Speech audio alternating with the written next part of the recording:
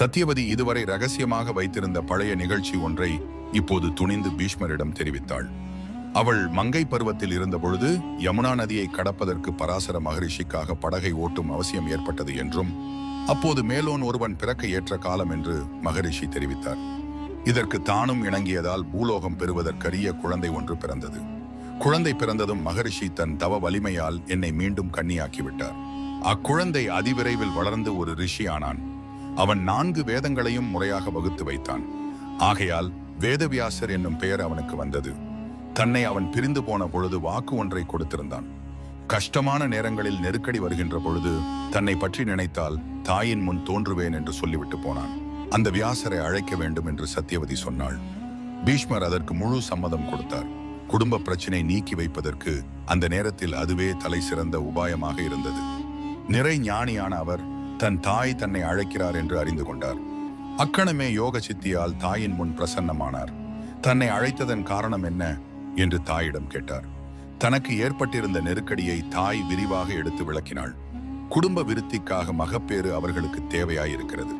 ஆகையால் அவர்களுக்கு கர்ப்பதானம் செய்து வைக்கும்படி வியாசரிடம் தாய் வேண்டிக் கொண்டாள். தன் தாயின் எண்ணத்தை நிறைவேற்றி வைக்க அவர் சம்மதித்தார். சத்தியவதி தன்னுடைய மருமகள்கள் இருவரிடம் தனித்தனியே அனைத்தையும் எடுத்துரைத்தாள். இருவரும் நாணத்துடன் அதற்கு சம்மதம் கொடுத்தார்கள். தன்னுடைய அறையில் முதல் மருமகள் அம்பிகா காத்திருந்தாள். அப்போது அவள் அறைக்கு ஜடாமுடியுடனும் தாறுமாறான தாடியுடனும் கூர்மையான கண்களுடனும் ஓர் உருவம் வந்தது. அத்தகைய உருவத்தை பார்த்ததும் ராஜகுமாரி மிக பயந்து போனாள். வியாசரிஷி தன்னை விட்டு பிரிந்து போகும் வரையில் அவள் தன்னுடைய கண்களை இறுக மூடிக்கொண்டாள். அவளுடைய மடமையை முன்னிட்டு அவளுக்கு கண் தெரியாத மகன் ஒருவன் பிறப்பான் என்று சொல்லிவிட்டு வியாசர் சென்றார்.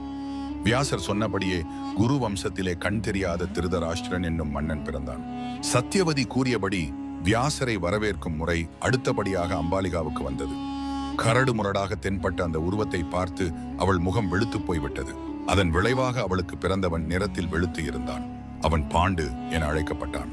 முதல் மகன் கண் தெரியாதவனாக இருக்கும்படியால் அம்பிகாவுக்கு மற்றொரு மகப்பேறு தரும்படி வியாசரிடம் சத்தியவதி வேண்டிக் கொண்டாள்.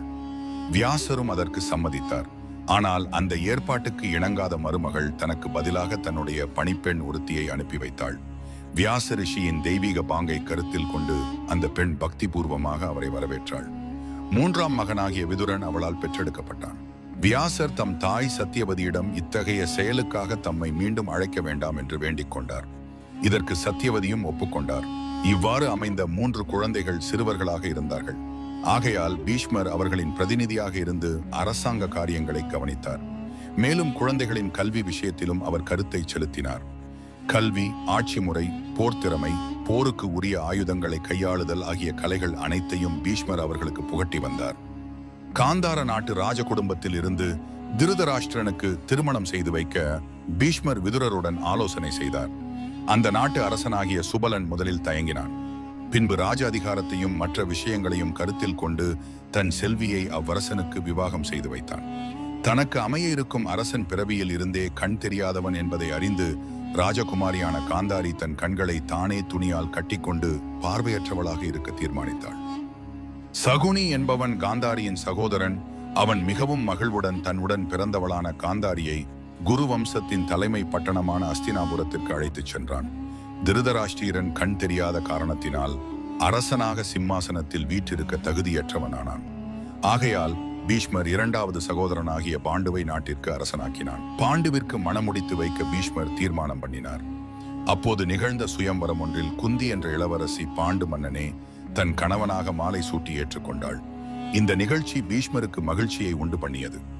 சில காலத்திற்கு பிறகு பாண்டுவிற்கு 2வது மனைவியாக மாத்ரி என்பவளை பீஷ்மர் திருமணம் செய்து வைத்தார். மத்திர நாட்டு மன்னனாகிய சல்லியனுக்கு அவள் தங்கையாவாள்.